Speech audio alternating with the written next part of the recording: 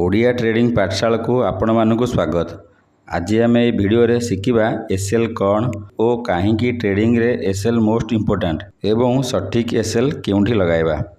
जदि आपण ट्रेडिंग करूछंती एवं एसएल व्यवहार करनांती तेबे ए वीडियो आपणक पई प्रथम रु शेष जाके देखंतु भलरे बुझी परिबे।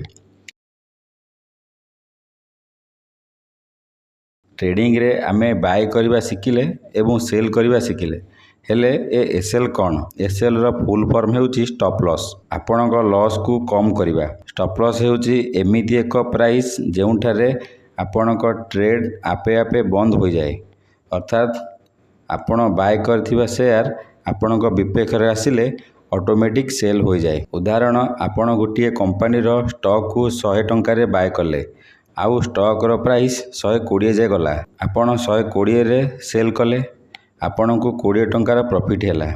किंतु सही स्टॉक प्राइस जदि ऊपर को न जाई तल को आसिला एवं 80 जाए आसिला ताहले आपण को 20 टंकार लॉस हेबो।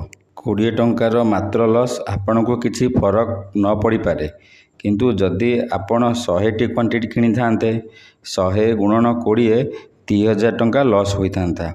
एबे आपण को फरक पड़ी थांता कहीं ना लॉस 2000 रे पहुंच जाइछि। एही लॉस को कंट्रोल करिया पई एसएल को व्यवहार करा जाए। ट्रेडिंग रे सबु बेले कोनोसी जिनिस बाय करिवा पूर्वरु प्रथमे एसएल और तापरे टार्गेट देखि बाय करा जाय थाए। मनेकर कोनोसी कंपनी रो शेयर 100 टंका रे 100 टी क्वांटिटी बाय कले आपणकर टार्गेट 120 अछि। जदि प्राइस 120 गला पर शेयर रे 20 टंका हिसाब रे 100 टी शेयर रे 100 इंटू 20 2000 टंका प्रॉफिट हेबो। किंतु जदि आपणक एनालिसिस भूल हुए और शेयर अप ट्रेंड बदल रे डाउन आसिला तो आपण को बड़ लॉस होई पारे। एठी आमे एसएल व्यवहार करिबा। एसएल सबु बेले निजर कैपिटल रो 2 रु 5% भितरे मैक्सिमम 10% भितरे लॉस करि परिबा, ताठारु अधिक नुहे। 100 रे बाय कले 95 रे एसएल सेट करिबा। जदि आम एनालाइज ठीक हैला स्टॉक रो प्राइस 100 रु 120 जीवो।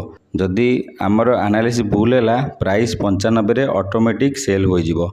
गोटे शेयर रे 5 टंका हिसाब रे 100 टा शेयर रे 100 गुणन 5 500 टंका लॉस हेबो। सदा बेले सिस्टम रे एसएल सेट करंतु।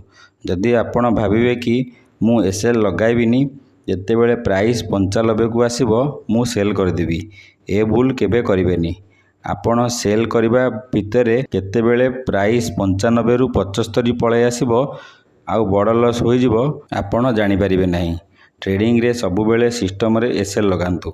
बाय करिबा पूर्वरु सबु बेले एसएल फिक्स रखंतु कि जदि मार्केट मो विपक्ष रे आसिला केते लॉस कले मो कैपिटल को किछि फरक पड़िबनी। आगामी वीडियो रे आमे एई एसएल को टार्गेट सह कंपेयर करी किपरि एसएल सेट करिबा से विषय रे शिखिबा एवं रिस्क रिवार्ड विषय रे शिखिबा। वीडियोटी भलो लागिथिले लाइक और शेयर करंतु। ट्रेडिंग और स्टॉक मार्केट शिखिया पई ओडिया ट्रेडिंग पाठशाला को सब्सक्राइब करंतु।